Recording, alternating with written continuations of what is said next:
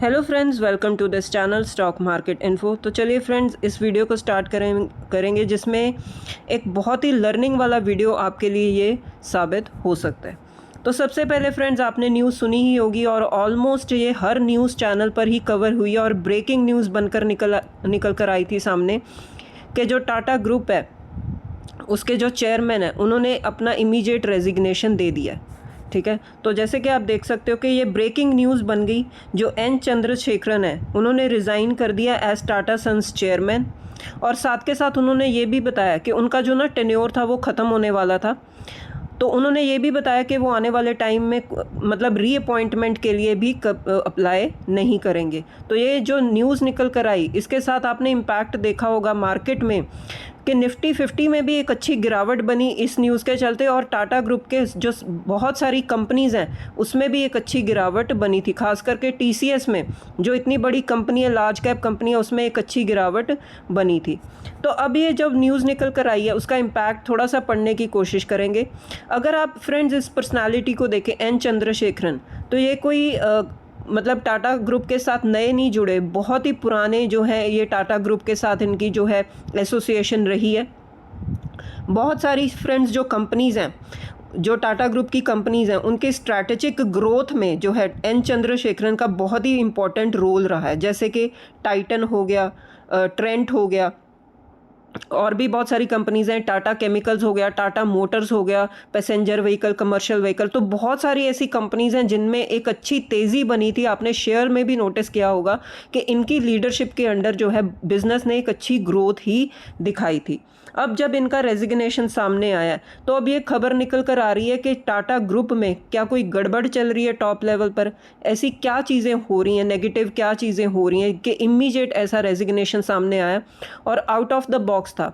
No doubt friends, ऐसी चीज़ें चल रही थी कि इनकी रीअपॉइंटमेंट को लेकर ना थोड़े से जो है क्वेश्चंस राइज हो रहे थे, क्योंकि जब से रतन टाटा जी हमारे बीच में नहीं रहे उसके बाद से ही है जो टॉप लीडरशिप में कुछ जो है चेंजेस हो रहे हैं। तो ये सब चीज़ें पता था, एज़ पर एक्सपेक्टेशन थी कि कुछ ना कुछ जो है चेंजेस हो सकते हैं। लेकिन ये बहुत ही बड़ा एक शॉकिंग पॉइंट था मार्केट के लिए भी और पूरे के पूरे टाटा ग्रुप के लिए भी। और उसी के साथ जैसे मैंने आपको बताया, जब ये न्यूज़ निकल कर आई तो एक इमीडिएट रिएक्शन हम देख सकते हैं कि टाटा ग्रुप के बहुत सारे जो स्टॉक्स हैं उसमें एक अच्छी गिरावट ही देखने को बनी।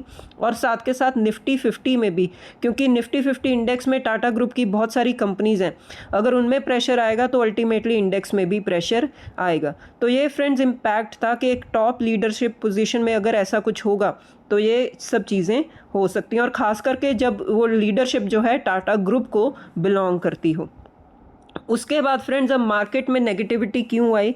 क्योंकि जब फ्रेंड्स टॉप लेवल पे जो लीडरशिप को लेकर अगर अनसर्टनिटी होती है तो उसका नेगेटिव इम्पैक्ट हम देख सकते हैं कि जो है ग्रुप पर आता है, कंपनीज पर आता है, क्योंकि इन्वेस्टर्स अब ये डिसाइड करते हैं कि आगे आने वाले टाइम में टॉप लीडरशिप पे कौन होगा।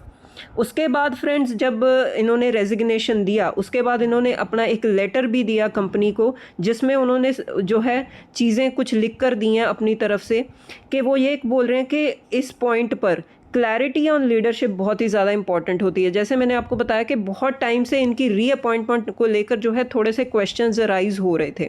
मार्केट थोड़ा सा हमने देखा कि काफ़ी टाइम से, पिछले 1-1.5 साल से जो है कन्फ्यूजन में था कि टॉप लीडरशिप में कुछ चेंजेस शायद से हो सकते हैं। लेकिन उन्होंने ये नहीं सोचा था कि रीअपॉइंटमेंट इनकी जो है नहीं हो सकती या ये रेजिग्नेशन दे देंगे। तो इनका ये मानना है कि क्लैरिटी होनी बहुत ही ज़्यादा ज़रूरी है लीडरशिप पर। उसके बाद फ्रेंड्स, एक पॉजिटिव पॉइंट है इस पूरे न्यूज़ के चलते कि ये इनका जो टेन्योर है फरवरी 2027 में जो है कंप्लीट हो रहा है, और जब तक इनका टेन्योर कंप्लीट नहीं होता ये कंपनी के साथ बने रहेंगे एज चेयरमैन। तो ये एक पॉजिटिव बात है इस पूरे के पूरे जो इंसिडेंट हुआ है उसमें। उसके बाद जैसे मैंने आपको बताया कि इन्होंने एक लेटर दिया है, उसमें इन्होंने ये लिखा है कि जो टाटा ग्रुप है, जो टाटा सन्स हैं, इनके अंडर जो है, कंपनी के अंडर, ग्रुप के अंडर बहुत सारे जो स्ट्रैटेजिक प्रोजेक्ट्स चल रहे हैं जो बहुत ही ज़्यादा क्रिटिकल स्टेजेस पर हैं, और इसमें क्लैरिटी लीडरशिप पर होनी बहुत ही ज़्यादा ज़रूरी है, और एम्प्लॉयज़ के लिए भी, इन्वेस्टर्स के लिए भी, पार्टनर्स और स्टेक होल्डर्स के लिए भी, क्योंकि बहुत ही ज़्यादा जो है प्रोजेक्ट्स चल रहे हैं। अगर इसमें लीडरशिप की क्लैरिटी नहीं होगी तो आने वाले टाइम में जो है कंपनी को नुकसान हो सकता है, उसके साथ जुड़े एम्प्लॉयज़ को, इन्वेस्टर्स को, पार्टनर्स को, स्टेक होल्डर्स को नुकसान हो सकता है। तो ये कुछ चीज़ें जो हैं सामने निकल कर आई हैं उनकी तरफ से। अब ये जो अनसर्टेनिटी फ्रेंड्स बन चुकी है आगे आने वाले टाइम में इस ग्रुप में, तो ये कुछ चीज़ें जो हैं ये एक नेगेटिव सेंटिमेंट क्रिएट करती हैं पूरे के पूरे ग्रुप में, और आने वाले टाइम में लीडरशिप की अगर क्लैरिटी ना हुई तो आगे मतलब बिजनेस पर इम्पैक्ट आता है। लेकिन अगर आपको मैं बता दूं, ये शॉर्ट टर्म के लिए जो है नेगेटिव सेंटिमेंट हो सकता है, क्योंकि जैसे कि मैंने आपको बताया एन चंद्रशेखरन वो अपना टेन्योर भी कंप्लीट करेंगे, और आने वाले टाइम में हो सकता है शायद से हमें कोई भी नई और जो पर्सन है एज लीडर हमारे सामने आते दिखें। उसके बाद फ्रेंड्स अब इस मतलब वीडियो का लर्निंग क्या है, तो हम जैसे कि मैं आपको मैंने बताया कि कुछ ना कुछ लर्निंग पॉइंट ऑफ व्यू से मैं आपके सामने वीडियोस लाती रहती हूँ। तो इस वीडियो का एक ही फ्रेंड्स लर्निंग है, यस, इंपॉर्टेंस ऑफ मैनेजमेंट। तो जैसे कि आपने देखा ये न्यूज़ निकल कर आई तो कैसे पूरे के पूरे ग्रुप में जो है गिरावट दिखी, शेयर्स में गिरावट दिखी। तो ऐसा क्या हो गया, मतलब ये फ्रेंड्स हमें बताता है कि मैनेजमेंट की इंपॉर्टेंस क्या होती है।